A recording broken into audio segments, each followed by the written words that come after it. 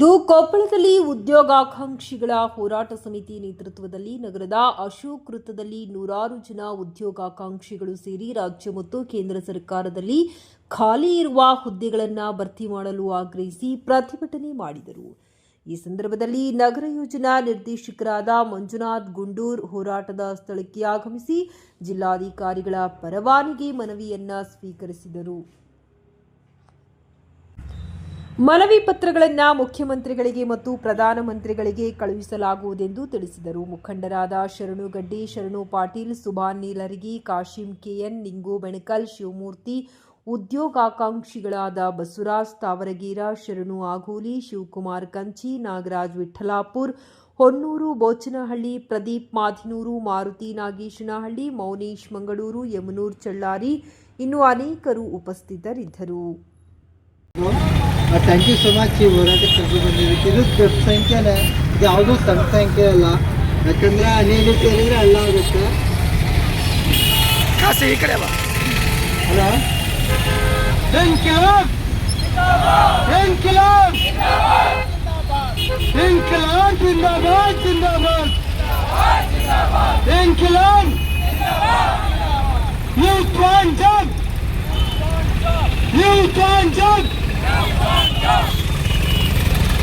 ಸ್ನೇಹಿತರೆ,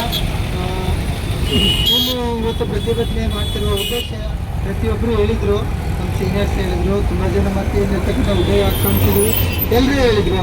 ಬಟ್ ಈ ತೌಸುಕಾಯಿ ತುಂಬ ವಿವರಣೆಯಾಗಿ ನಮಗೆ ಎಲ್ಲ ಹೇಳಿದ್ರು. ಆ ಥರ ನಾವು ಇವತ್ತು ಶಾಂಪಲ್ ಅಷ್ಟೇ. ಈ ಥರ ಈ ಹೋರಾಟ ಈಗ ಮುಂದುವರಿಬೇಕು. ಮತ್ತು ನಮ್ಮ ಯುವ ಶಕ್ತಿ ಬರೀ ಕೊಪ್ಪಳಕ್ಕೆ ಮಾತ್ರ ಅಲ್ಲ, ಇಡೀ ದೇಶದ ಗೊತ್ತಾಗಬೇಕು. ನೇಪಾಳ ಆದಂಗ ಮತ್ತೆ ಈ ದೇಶದಲ್ಲಿ ಇದು ಆಗಬಾರ್ದು. ಯಾಕಂದ್ರೆ ಶಾಂತಿಯುತ ದೇಶ ಮತ್ತು ಶಾಂತಿಯುತ ರಾಷ್ಟ್ರ. ನಮ್ಮ ಉದ್ಯೋಗ ನಮಗೆ ಕೊಡಬೇಕು. ನಮ್ಮ ಹಕ್ಕನ್ನ ನಾವು ಕೇಳ್ತಾ ಇದ್ದೀವಿ.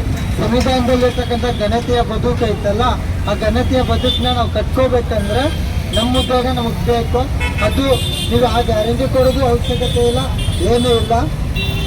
ಉದ್ಯೋಗ ಸೃಷ್ಟಿ ಮಾಡಿದರೆ ಸಾಕು. ಉದ್ಯೋಗನ ನಾವೇ ತಗೋತೀವಿ, ನಮ್ಮ ಘನತೆನ ನಾವೇ ಕಟ್ಕೊಳ್ತೀವಿ. ಥ್ಯಾಂಕ್ ಯು ಸೊ ಮಚ್ ಎಲ್ರಿಗೂ. Thank you. ಜಾಸ್ತಿ ಮಾಡ್ಕೊಳ್ತಾರೆ, ತಾವು ಕಟ್ಟಿದ ಸಹಿತ ಮಕ್ಕಳು ನಿಲ್ಲಿಸ್ತಾರೆ. ಒಬ್ಬ ರಾಜಕಾರಣಿ ಭಾರತದ ಮಕ್ಕಳು ಓದಿಸ್ತಾ ಇದಾರೆ ಒಬ್ಬರನ್ನು. ಅವ್ರ ಮಕ್ಕಳು ವಿದೇಶದಲ್ಲಿ ಓದಿಸ್ತಾರೆ. ಇಲ್ಲಿನ ಕಾಲೇಜ್ಗಳನ್ನ ನೋಡ್ರಿ, ಇಲ್ಲಿರ್ತಕ್ಕಂಥ ಎಜುಕೇಶನ್ ಸಿಸ್ಟಮ್ ನೋಡ್ರಿ. ಉದ್ಯೋಗ ಇಲ್ಲ, ಭದ್ರತೆ ಇಲ್ಲ. ಹೆಂಗ್ ಬದುಕಬೇಕು? ಹೆಂಗ್ ಬದುಕ್ತೀವಿ ನಾವು ಯುವಕರು? ಆಗಿದ್ರೆ ಬದುಕೋ ಹಕ್ಕಿಲ್ಲ ನಮ್ಗೆ. ಬದುಕೋ ಹಕ್ಕಿಲ್ಲ ಆಗಿದ್ರೆ ನಿರುದ್ಯೋಗಿ ಯುವಕರ ಕಷ್ಟ ಯಾರ ಹತ್ರ ಹೇಳ್ಕೋಬೇಕು? ಭೂಮಿ ಉಳಿತದೆ, ಭೂಮಿ ಸುಡ್ತದೆ, ಆಕಾಶ ಉಗುಳ್ತದೆ. ಎಲ್ಲಿ ಹೋಗೋಣ? ಸ್ಮಶಾನಕ್ಕೆ ಹೋಗೋಣ ಆಗಿದ್ರೆ, ಸ್ಮಶಾನಕ್ಕೆ ಹೋಗೋಣ ಆಗಿದ್ರೆ ಹೋರಾಡಿ ಸಾಯೋಣ ಬೇಕಿದ್ರೆ, ಎಲೆ ಕೊಟ್ಟು ಸಾಯೋಣ. ಈ ಭ್ರಷ್ಟರನ್ನ, ಈ ಕಳ್ಳರನ್ನ, ಈ ಲೂಟಿಕೋರನ್ನ, ಇವರನ್ನ ಅಧಿಕಾರದಿಂದ ಕಿತ್ತೊಗಿಬೇಕು. ಇವತ್ತು ಜನಗಳ ಅಧಿಕಾರ ಬರಬೇಕು. ಮತ್ತೆ ಭಗತ್ ಸಿಂಗ್ ಬೇಕು. 23 ವರ್ಷಕ್ಕೆ ಭಗತ್ ಸಿಂಗ್ ಗಲ್ಲಿಗೆ ಹೋಗ್ತಾರೆ. ಯಾಕೆ ಹೋಗ್ತಾರೆ ಭಗತ್ ಸಿಂಗ್? ಸ್ನೇಹಿತರೆ, ದಯವಿಟ್ಟು ಅರ್ಥ ಮಾಡ್ಕೊಳ್ಳಿ. ಭಗತ್ ಸಿಂಗ್ 1931 ಒಂದು ಮಾತಾಡ್ತಾರೆ. ಅವ್ರು ಗಲ್ಲಿಗೆ ಹೋಗೋದಕ್ಕೆ 2 ದಿನ ಬಾಕಿ ಇರ್ತದೆ. ಅವ್ರ ತಾಯಿ ಭೇಟಿ ಮಾಡಕ್ ಹೋಗ್ತಾರೆ ವಿದ್ಯಾರ್ಥಿ. ಭಗತ್ ಸಿಂಗ್ ಕಣ್ಣಲ್ಲಿ ನೀರು ಹಾಕ್ತಾರೆ.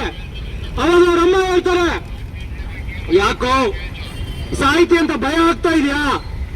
ಅವಾಗ ಭಗತ್ ಸಿಂಗ್ ನಕ್ ಬಿಟ್ಟು ಹೇಳ್ತಾನೆ, ಅಮ್ಮ ನಾನು ಜೈಲಿಗೆ ಬಂದಿರೋದೇ ಜೀವ ಕೊಡಕ್ಕೆ.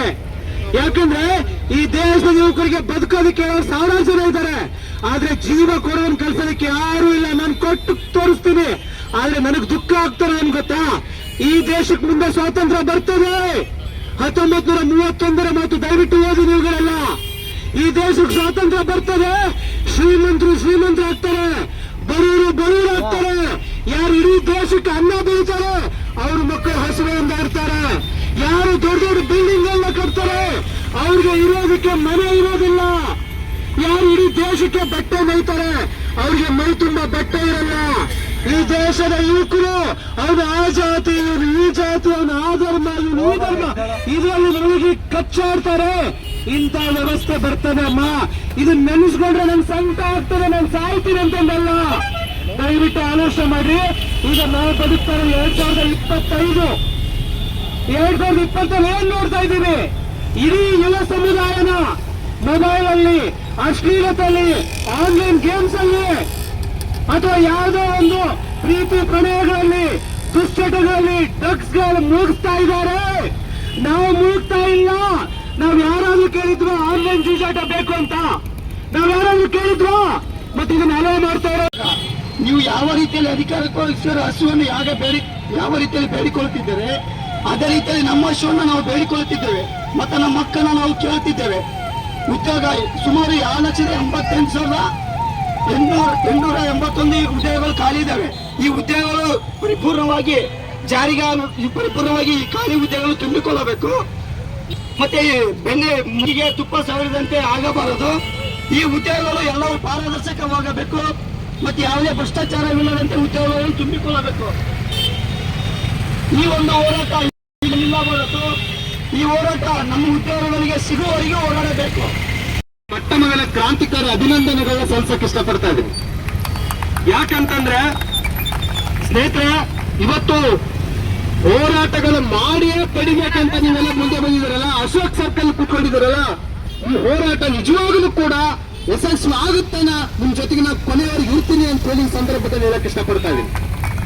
ಸ್ನೇಹಿತರೆ, ಯಾವುದೇ ಇತಿಹಾಸದ ಪುಟಗಳನ್ನ ತೆಗೆದು ನೋಡ್ರಿ, ಯಾವುದೇ ದೇಶದಲ್ಲಿ ಬದಲಾವಣೆ ಬಂದಿರೋದು ವಿದ್ಯಾರ್ಥಿಗಳ ಹೋರಾಟದಿಂದ ಅದನ್ನು ಸಾಬೀತು ಮಾಡೋಕ್ಕೋಸ್ಕರ ನೀವೆಲ್ಲ ಬಂದಿದ್ದೀರಿ. ನಿಮ್ಮೆಲ್ಲರಿಗೂ ಮತ್ತೊಮ್ಮೆ ನಾನು ಅಭಿನಂದನೆಗಳು ಸಲ್ಲಿಸ್ತಾ ಇದ್ದೀನಿ. ಕೇಂದ್ರ ರಾಜ್ಯ ಸರ್ಕಾರಗಳು ಬೇರೆ ಬೇರೆ ಸಂದರ್ಭಗಳಲ್ಲಿ ಅಧಿಕಾರ ನಡೆಸಿದ್ದಾರೆ. ಕಾಂಗ್ರೆಸ್ ಸರ್ಕಾರ ಈ ದೇಶದ 60 ವರ್ಷಗಳ ಕಾಲ ಆಳಿದ ಮೇಲೆ ಭ್ರಷ್ಟಾಚಾರ, ಬೆಲೆ ಏರಿಕೆ, ನಿರುದ್ಯೋಗ, ಅದ್ರ ವಿರುದ್ಧ ಪರ್ಯಾಯವಾಗಿ ಸರ್ಕಾರ ಮಾನ್ಯ ಪ್ರಧಾನಮಂತ್ರಿಗಳು ಕೇಂದ್ರ ಕಾಂಗ್ರೆಸ್ ಸರ್ಕಾರ 60 ವರ್ಷಗಳ ಈ ದೇಶನ ಲೂಟಿ ಮಾಡಿದೆ. ನಾವು ಬಂದ್ರೆ ಈ ದೇಶದಲ್ಲಿ ಭಿನ್ನವಾದ ಸರ್ಕಾರ ನಡೆಸುವಂತ ಹೇಳಿ ಅಧಿಕಾರಕ್ಕೆ ಬಂದ್ರು.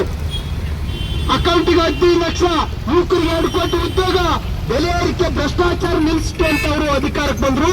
ಕಳೆದ 10 ವರ್ಷಗಳಲ್ಲಿ ಬೆಲೆ ಏರಿಕೆ ಆಗ್ಲಿ, ಭ್ರಷ್ಟಾಚಾರ ಆಗ್ಲಿ, ನಿರುದ್ಯೋಗ ಆಗ್ಲಿ ಯಾವುದು ನಿಂತ್ಕೊಂಡಿಲ್ಲ. ಭ್ರಷ್ಟಾಚಾರ ಏರ್ತಾ ಇದೆ, ಬೆಲೆ ಏರಿಕೆ ಏರ್ತಾ ಇದೆ, ನಿರುದ್ಯೋಗ ಸಮಸ್ಯೆ ಸಾಲ್ವ್ ಆಗ್ತಾ ಇಲ್ಲ. 15 ಕೋಟಿ ಉದ್ಯೋಗ ಇವತ್ತು ನೀವು ಲೆಕ್ಕ ಹಾಕ್ರಿ. 15 ಲಕ್ಷ ಅಕೌಂಟ್ಗೆ ಬರಲಿಲ್ಲ, ವರ್ಷಕ್ಕೆ 2 ಕೋಟಿ ಬರಲಿಲ್ಲ. 10 ವರ್ಷದಲ್ಲಿ ಎಷ್ಟು ಉದ್ಯೋಗ ಸೃಷ್ಟಿ ಆಗ್ಬೇಕಾಗಿತ್ತು ಹೇಳಿ? ನೀವು ಹೇಳಿ.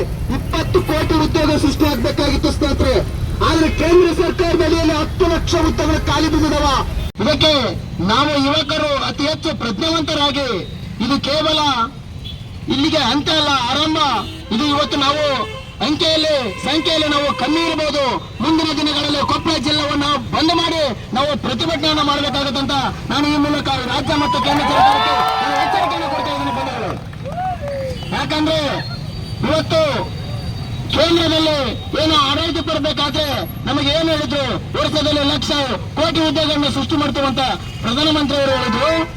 ಇಂದಿನ ಬಿಜೆಪಿ ಸರ್ಕಾರದಲ್ಲಿ ನಾವು ನಿಮಗೆ ಉದ್ಯೋಗ ಕೊಡ್ತೀವಿ ಅಂತ ಹೇಳಿ ಏನೋ ಕೆಲವೊಂದಿಷ್ಟು ಉದ್ಯೋಗಗಳಲ್ಲಿ ಭ್ರಷ್ಟಾಚಾರವನ್ನು ಮಾಡಿ ತೊಗಲಾಕೊಂಡು ಎಲ್ಲ ಯುವಕರಿಗೆ ಮೂಗಿಗೆ ತುಪ್ಪ ಸೋರ್ತಕ್ಕಂತ ಇಂದಿನ ರಾಜ್ಯ ಸರ್ಕಾರ ಮಾಡಿತ್ತು.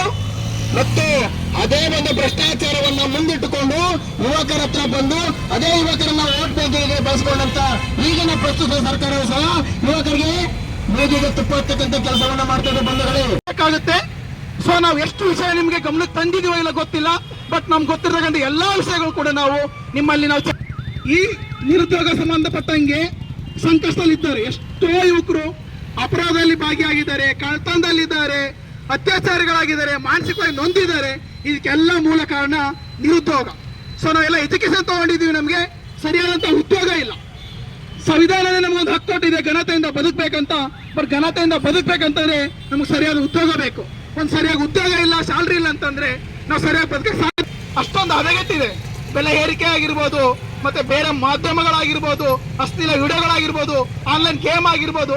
ಸೊ ಅಷ್ಟೊಂದು ಕಲುಷಿತವಾದ ವಾತಾವರಣದಲ್ಲ ವಿದ್ಯೆ. ಸರ್ಕಾರಿ ಹುದ್ದೆಗಳ ನೇಮಕಾತಿ ಮಾಡದೆ ಸರ್ಕಾರಿ ಹುದ್ದೆಗಳನ್ನು ಹಣಕ್ಕೋಸ್ಕರ ಮಾರಿಕೊಳ್ಳುವಂತ ಅತ್ಯಂತ ಕೃತ್ಯಕ್ಕೆ ಸರ್ಕಾರಗಳು ಇವತ್ತು ತಿಳಿದಿದ್ದಾರೆ. ತಂದೆ ತಾಯಿ ಬಡತನ, ಮಧ್ಯಮ ವರ್ಗದ ಯುವಕರು ತಮ್ಮ ತಂದೆ ತಾಯಿಯ ಕನಸನ್ನು ಈಡೇರಿಸಬೇಕು, ಈ ನಾಡಿನ ಈ ದೇಶದ ಸೇವೆ ಮಾಡಬೇಕು ಅಂತ ಹೇಳಿ ಹಗಲಿರುಳು ಶ್ರಮಪಟ್ಟು ಗ್ರಂಥಾಲಯಗಳಲ್ಲಿ ಓದ್ತಾ ಇದ್ದಾರೆ. ಸಾವಿರಾರು ರೂಪಾಯಿ ಖರ್ಚು ಮಾಡಿ ಕೋಚಿಂಗ್ ಸೆಂಟರ್ಗಳಲ್ಲಿ ಪ್ರೇರಣೆಯನ್ನು ತೋರ್ತಾ ಇದ್ದಾರೆ. ಇವತ್ತು ಆ ಮಕ್ಕಳ ಭವಿಷ್ಯ ಏನಾಗಬೇಕು? ಲಜ್ಜೆಗೆಟ್ಟಂತ ರಾಜಕೀಯ ಪಕ್ಷಗಳು ಜಾತಿ ಧರ್ಮಗಳ ಬೆಂಕಿಯನ್ನು ಹಚ್ಚಿ ಯುವ ಸಮೂಹವನ್ನು ಹೊಡಿತಕ್ಕಂಥ ಕೆಲಸವನ್ನ ಮಾಡ್ತಾ ಇದ್ದಾವೆ ಬಿಟ್ರೆ ಈ ಯುವಕರ ಭವಿಷ್ಯವನ್ನ ಬೆಳಗಿಸುವಂತ ಯಾವುದೇ ಪ್ರಯತ್ನವನ್ನು ಇವತ್ತು ಮಾಡ್ತಾ ಇಲ್ಲ. ಸೊ ಯುವಕರಿಗೆ ಉದ್ಯೋಗದ ನೇಮಕಾತಿ ಆಗ್ತಾ ಇಲ್ಲ. ಉದ್ಯೋಗದ ನೇಮಕಾತಿ ಆದ್ರೆ ಹಣಕ್ಕೆ, ಭ್ರಷ್ಟಾಚಾರಕ್ಕೆ ಉದ್ಯೋಗವನ್ನು ಮಾಡಿಕೊಳ್ತಾ ಇದ್ದಾರೆ. ಸರ್ಕಾರಿ ಉದ್ಯೋಗವನ್ನು ಪಡಿಬೇಕು ಅನ್ನುವಂತ ಒಂದು ಹತಾಶೆ ಇರ್ತಕ್ಕಂಥ ಈ ವಿದ್ಯಾರ್ಥಿಗಳಿಗೆ ಸರ್ಕಾರದ ಫೀಸ್ ಕಟ್ಟಲಿಕ್ಕೆ 700 ರೂಪಾಯಿ, 1000 ರೂಪಾಯಿ ಫೀಸನ್ನ ನಾವು ಈ ದೇಶದ ಪ್ರಜೆಗಳಾಗಿದ್ದೀವೋ ಇಲ್ಲ ಬೇರೆ ಯಾವುದೋ ದೇಶದಿಂದ ಬಂದಿದೀವೋ ಅಂತ ಅನ್ಸುತ್ತೆ.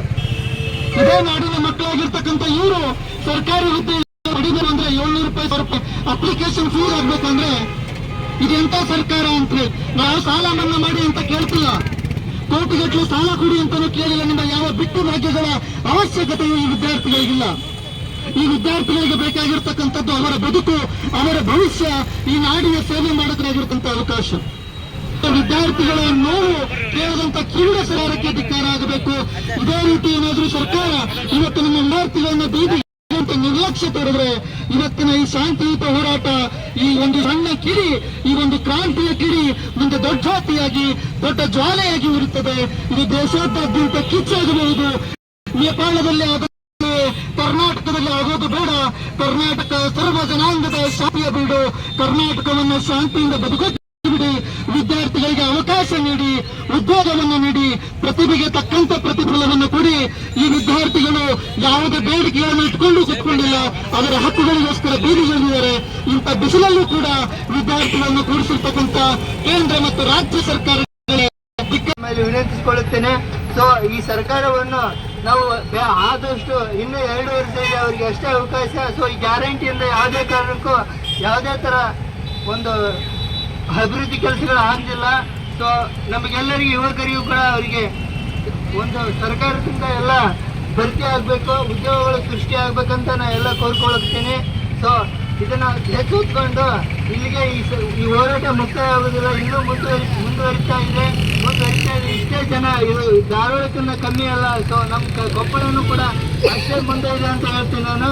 ಸೊ ನಮ್ಗೆಲ್ಲರಿಗೂ ಕೂಡ ಒಂದು ಅಧಿಕಾರದ ಹಕ್ಕಿದೆ, ನಾವು ಅದನ್ನು ಪಡ್ಕೊಳ್ಳಬೇಕು. ಸೊ ಬಾಬಾ ಸಾಹೇಬ್ ಅಂಬೇಡ್ಕರ್ ಅವರು ಪ್ರತಿಯೊಂದು ಕೂಡ ಹೋರಾಡಿ ಪಡೆಯುವಂಥ ಹಕ್ಕುಗಳೇ ಜಾಸ್ತಿ, ಅದನ್ನು ನಾವು ಪಡೆಯಲೇಬೇಕು. ಸೊ ಇದನ್ನು ಎಚ್ಚೆತ್ತುಕೊಳ್ಳುವಂದು ನಾವು ಡಿಸರ್ವ್ ಜೀವನ ಮುಟ್ಟಿಸ್ಬೇಕಂತ ನಾವು ಇವತ್ತು ಬಂದಿದ್ದೀವಿ. ಸೊ ಎಲ್ಲರಿಗೂ ನಾನು ಧನ್ಯವಾದ ಕೋರ್ತೀನಿ. ಇಷ್ಟೇ ನಾನು 2 ಮಾತುಗಳನ್ನು ಮುಗಿಸ್ತೀನಿ.